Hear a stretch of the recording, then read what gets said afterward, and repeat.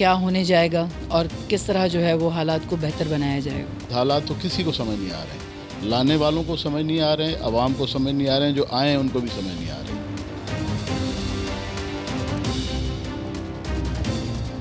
یہ پارٹیز جو بدلنے کا جو رواج ہے، یہ کیا مطلب پارٹیز کے ویوز کو دیکھ کر کیا جاتا ہے؟ وہ اگر اکٹھے ہو جائیں تو ثواب ہے، ہم لوگ اگر کسی کے ساتھ جا کے اچھا سمجھ کے ملیں تو گناہ ہو گیا۔ السلام علیکم ناظرین، میں شائستہ سرور حیدرآباد ٹائم سے اس وقت موجود ہوں جی این بی کالونی میں، اور بتاتی چلوں آپ کو کہ اس وقت ہمارے ساتھ ارباب رحیم صاحب موجود ہیں۔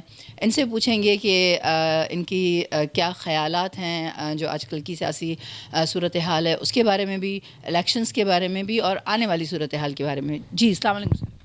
وعلیکم السلام جی۔ حالات کے بارے میں آپ جو پوچھ رہی ہیں، حالات تو سمجھ نہیں آ رہے ہیں۔ اب جب سے یہ امپورٹڈ حکومت آئی ہے اس کے بعد حالات تو کسی کو سمجھ نہیں آ رہے ہیں، لانے والوں کو سمجھ نہیں آ رہے ہیں، عوام کو سمجھ نہیں آ رہے ہیں، جو آئے ہیں ان کو بھی سمجھ نہیں آ رہے ہیں۔ آپ ظاہر سی ایم تھے اور آپ نے جس طرح حالات بھی بہتر تھے اس دور میں، مشرف صاحب کے دور میں حالات بھی کافی بہتر تھے اور مہنگائی کا اتنا زیادہ زور نہیں تھا۔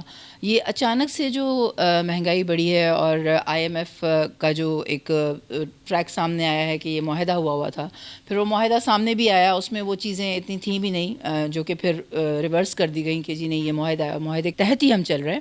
تو آپ مجھے یہ بتائیں کہ یہ آپ کیا سمجھتے ہیں کہ یہ واقعی ایسا کوئی معاہدہ تھا یا یہ سیلف ریٹن معاہدہ تھا، اور یا یہ صرف خان صاحب کو ہٹانے کے لیے یہ سب کچھ کیا گیا؟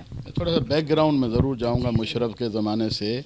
دیکھیں، ایک ہستی بستی حکومت، ملک اور سارا کچھ جمہوری سسٹم بھی آ گیا، پرائم منسٹرز بھی تھے، چیف منسٹرز بھی تھے، ملک چل رہا تھا، ڈالرز اس سے سستا تھا، مہنگائی نہیں تھی، ملک ٹھیک چل رہا تھا، ڈیولپمنٹ ہو رہی تھی، سارے کچھ کام ہو رہے تھے۔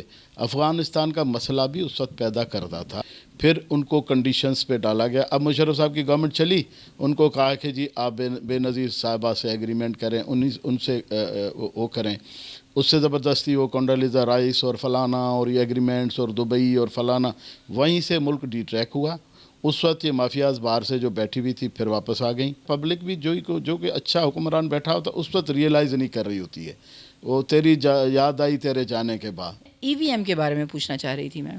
اس کو ایکٹیویٹ کروایا گیا، پھر اس کو ڈی ایکٹیویٹ کروایا گیا کہ جی اس پر جو ہے وہ جو بیرون ملک پاکستانی بیٹھے ہوئے ہیں ان کا کوئی رائٹ نہیں ہے ووٹ دینے کا۔ اس کے بارے میں آپ سے ضرور پوچھنا چاہوں گی کیونکہ یہ میرا ایک سوال تھا خاص کہ وہ جب ہمیں باہر سے سرمایہ بھیجتے ہیں اور روشن ڈیجیٹل اکاؤنٹ کے تحت جو ہے وہ اپنا سارا سرمایہ یہاں بھیجتے ہیں اور پاکستان کو مضبوط کرنے کی کوشش بھی کر رہے ہیں، اب ان کو ووٹ نہ دینے کا حق جو ہے وہ ان سے ووٹ کا حق کیوں چھینا گیا؟ ای وی ایم ابھی جو ہمیں تجربہ ہوا، ہمیں بھی سچی بات ہے اس کا نہیں پتہ تھا۔ یہ لوگ بتا رہے تھے کہ یہ ہے تو فلانا ہے تو اس کو جو انسٹرکشن دیں گے، ایک کے 5 ووٹ ڈلیں گے، یہ ڈلیں گے۔ بھائی یہ پیسوں کا سارا سسٹم جو ہے یہ اے ٹی ایم کے تھرو چل رہا ہے، اس میں تو 1-10 نہیں نکل رہے۔ ای وی ایم مشین اگر آ جاتی تو میں سمجھتا ہوں کافی پروسیس آؤٹ ہو جاتے۔ اب دیکھیں کہ آپ کے بیلٹ پیپر چھپتے ہیں، اس میں غلطیاں ہیں، اس میں ان کو دیے جاتے ہیں بکس باقاعدے، ٹھیک ہے، اور اس کے بعد ڈالتے وقت اور جو ان پڑھ لوگ ہیں ان کو ٹھپا لگاتے وقت ان کے ٹیچرز اور لیڈیز میں خاص طور ٹیچر جو بیٹھے ہوتے ہیں، لیڈیز ٹیچر اور جینٹ ٹیچرز، وہ ہاتھ سے پکڑ کے جہاں ان کی مرضی آتی ہے، جن کے لوگ ہوتے ہیں، جن کے انسٹرکشنز اور نوکریاں ہاتھ میں ہوتی ہیں، وہ جا کے ادھر ٹھپے لگوا رہے ہیں۔ میں اپنے ایک پولنگ اسٹیشن کی بتاؤں کہ جینٹس میں ووٹ 100 پڑے، لیڈیز میں 200 پڑھیں، جبکہ سندھ میں لیڈیز ووٹ دینے بہت، پٹھانوں میں سندھ میں بہت کم آتی ہیں۔ حالات کیا دیکھ رہے ہیں اب؟ جو ہے اوورسیز پاکستانی بھی جو ہیں وہ اس پہ آواز اٹھانا شروع ہو گئے ہیں کہ یہ ہمارا حق ہے، ہمیں دیا جانا چاہیے۔ وہ بھی ختم ہو گیا سب کچھ، لیکن اب جو آنے والے حالات ہیں اس میں آپ کیا دیکھ رہے ہیں کہ کیا ہونے جائے گا اور کس طرح جو ہے وہ حالات کو بہتر بنایا جائے گا؟ دیکھیں، ہونے تو بہت برا جا رہا ہے، جس طرح ملک جا رہا ہے ڈوب رہا ہے۔ خود اب کہہ رہے ہیں کہ ہمیں جو ہے نا آئی ایم ایف نے ہمیں تگنی کے ناچ نچا دیے۔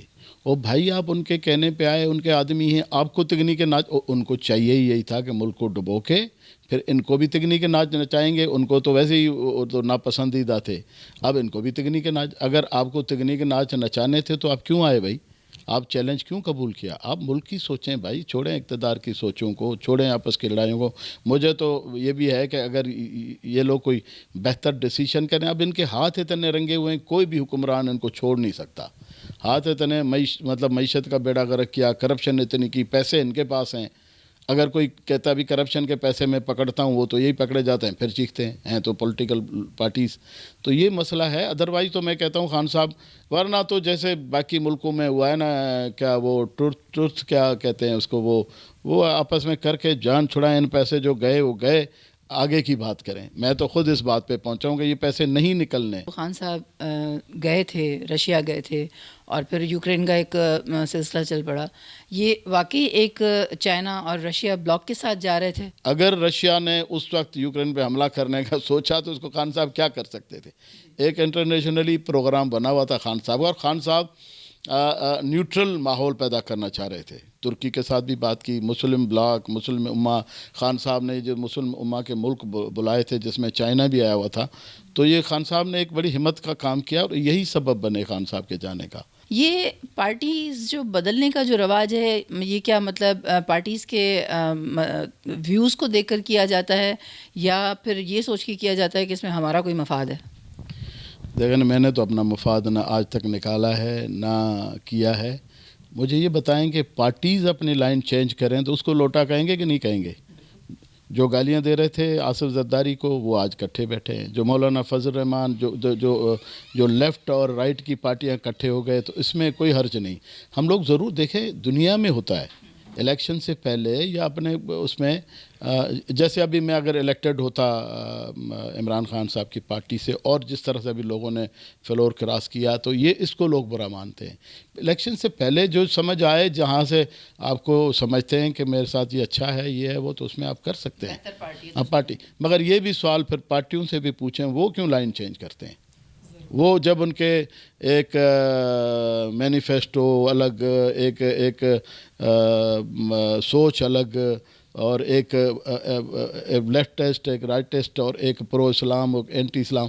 یہ مجھے بتائیں کہ بلاول بھٹو زرداری صاحب نے میرا جسم میرا مرضی کو سپورٹ کیا تھا. کیا مولانا فضل الرحمان کریں گے اس کو سپورٹ؟ پھر کس اینگل؟ یا نواز شریف کریں گے؟ پھر یہ کس اینگل سے آپس میں کٹھے بیٹھے ہوئے؟ تو وہ اگر کٹھے ہو جائیں تو ثواب ہے. ہم لوگ اگر کسی کے ساتھ جا کے اچھا سمجھ کے ملیں تو گناہ ہو گیا. آج ہمارے ساتھ موجود تھے ارباب غلام رحیم صاحب، اور کافی ان کے ساتھ اچھی گفتگو رہی. ملکی حالات پر بھی بات ہوئی، کچھ سیاست پہ بھی بات ہوئی. انہوں نے آگے کے حالات بھی بتائے کہ کیا ہونے جا رہے ہیں، اور اسپیشلی ہم جو وہ رشیا اور چائنا بلاک کی بات کر رہے تھے، وہ بھی انہوں نے جو ہے وہ تفصیل سے ہمیں بتایا. اور دوبارہ بھی ضرور ان سے ملاقات کریں گے. تو آج تک کے لیے اتنا ہی. ملتے ہیں کسی اور پروگرام میں. کیمرہ مین فہیم لودھی کے ساتھ شائستہ سرہیو، حیدرآباد ٹائمز.